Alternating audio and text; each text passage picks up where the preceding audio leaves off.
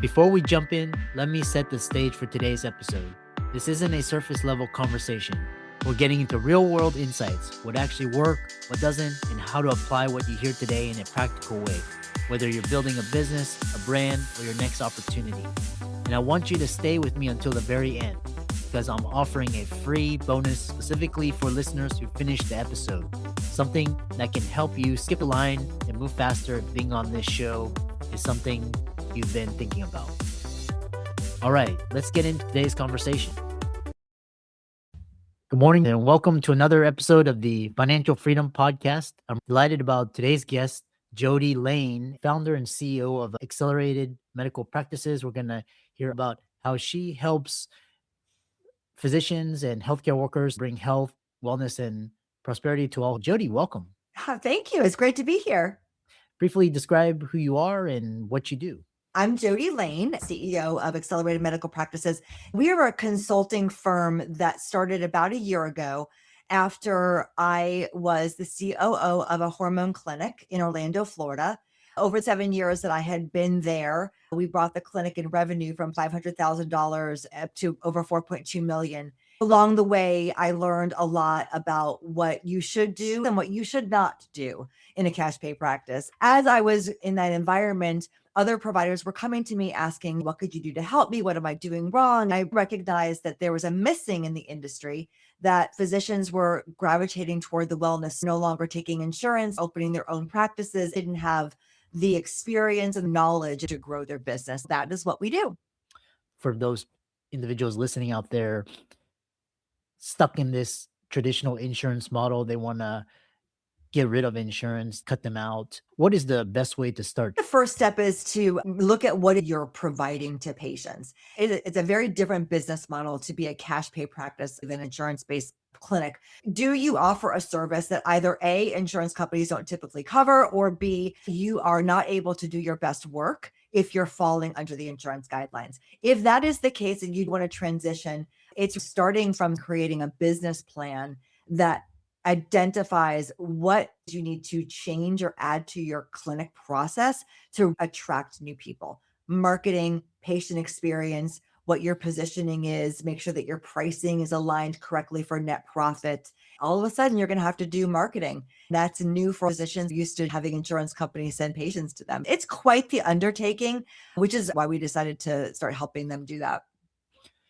There are a variety of options for doctors in this model, especially with wellness, aesthetics, longevity.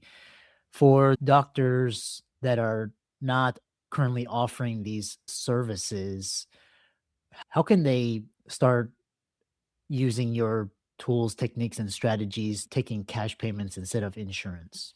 The first thing I would say is I wouldn't start with us. If you want to start offering services that are more on the wellness side, I would recommend going and getting training. We focus in the hormone space. There are great organizations like WorldLink Medical, A4M, AMMG that offer substantial good training programs. I would start there. If you are interested in bringing cash pay into an insurance-based clinic, it's a little muddy. It's hard to say to a patient, I need a $50 copay, but also collect $1,000, pick a lane. To do both is very challenging. There are ways that you can still file for insurance for certain visits, and then you send them out to compound pharmacies. They pay cash for their medications or supplements. There is a cross promotion there. For the most part, it's difficult to do both. Quick pause here because if this conversation is resonating with you, you'll want to stay until the very end. At the end of this episode, I'm giving listeners who finish priority access and the ability to skip the line if being a guest on this show is something you've been considering right now. No action needed. I'll share exactly how it works at the end of the episode. All right, let's get back to the conversation. I was ortho in my previous life. They have W-2. Nobody's going to shell out $50,000 for a knee or hip. Should I start offering Botox, hormone? How should they start when they're stuck to this insurance model? So, if you are a physician that specializes in something that insurance is a necessity, I would look for other treatments or supplemental products that would complement what you're doing and offer that as a cash pay. That way, you're not making the patient choose a visit is covered or not covered by insurance. You're offering additional services you can add to your bottom line. If you're doing that, you got to remember that when someone's coming to you off an insurance based model, they don't have a ton of choices. Their insurance is dictating the people we work with, and the patient experiences whatever it is. When you start asking people to pay out of pocket, mindset shift needs to occur. Their experience needs to be excellent from the time they walk through the door, training your front desk to be very pleasant, remembering their name, having coffee or a snack area. It's elevating the experience. I say to our physicians, you want the closest thing to a med spa as you can get in a very medical environment. How do you incorporate concierge medicine with the techniques and practices you help doctors with? Concierge is very interesting because it means a lot of different things to different people. The way I define it, concierge means that you pay a certain fixed price and everything that you need under a certain umbrella is included. Physicians are scared of that because, oh my gosh, what if someone's going to want to see me 15 times during the month? The reality is that doesn't happen. I say to those doctors who are setting up concierge membership plans that include, let's say, unlimited visits, first, you've got to define exactly what is included in that monthly fee. You can't be a free for all. Second is you have to have patients sign a patient plan agreement. They understand what it is that you're including. If you are going to include unlimited visits, expect 10% of your patients to abuse it.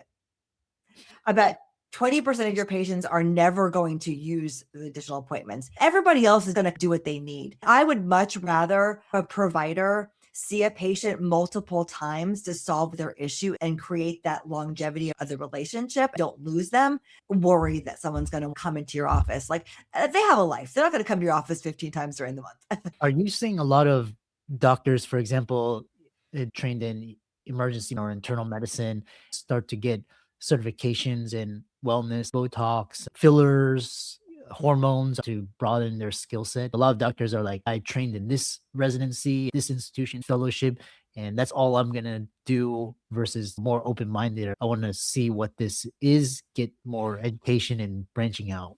Yeah, that's a great question. And I love that you said ER doctors. That's the number one modality I'm seeing more providers moving to wellness. I don't think they just want to broaden their horizons. What I hear from a lot of physicians is I'm seeing patients that if I could have seen 10 years ago, they wouldn't be here now.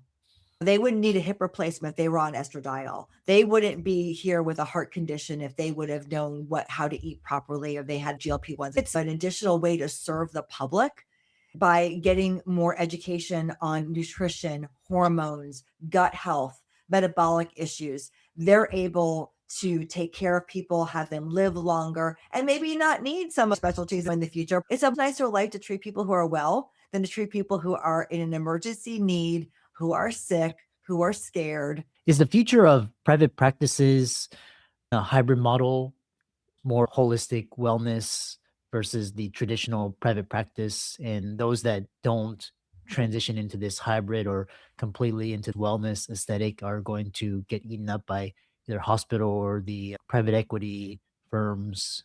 I wish I could see the future, but if I had to tell you my gut feeling for being around the industry for the last decade, I think that it's going to be a while before hospitals and private equity eat up all the boutique wellness. I think we've got some runway, but I see private equity is going to start to see the dollars rolling in. So I can start buying up all of these little wellness clinics and turn them into franchises and serve more people. Is that a good thing or a bad thing? I'm on the fence. It's good because I would love to see wellness care be more available to everyone because it is quite pricey. Mhm. And then again, are we going to shift back to traditional medicine in 10 to 15 years if it becomes more standardized and cookie cutter? That's a concern of mine.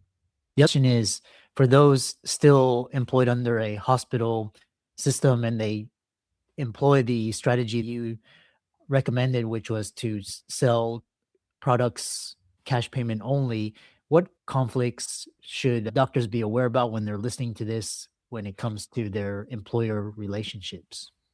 I'm not sure I can answer that question as accurately as maybe some of the listeners would like. First of all, it's state by state, so check with your state. There's also a Medicare issue. So if you are in a private cash pay practice and you choose to opt out of Medicare, you obviously cannot do that if you're still working in a hospital. I have a client in New Jersey. She works at the hospital 2 days a week and has a wellness clinic. She has a separate medical malpractice for her clinic. If you straddle both sides, look for some legal support to make sure that you're covering all your bases and don't find that out when you're being sued. At what stage should people consider your strategies? What is the number one question they have when they come to you so they're informed and can ask further questions? If you feel like you don't know how to get to your goals, we're a good fit because there's a gap, there's a missing. My preference is I like to work with clinics when they're just getting ready to start. If they come to us a year, 2 years, 3 years later, we have to go back and fix what was broken. And you already have patients that are used to paying a certain amount or used to a certain process, and you have to change all that. I definitely prefer people at the beginning. Most people come and the major question they have on their mind is, how do I find patients? It's all about marketing. The biggest thing we need to solve first is your pricing. Many providers don't understand overhead, fixed expenses, cost of goods sold, and to create a retail price that solves all of that and has net profit.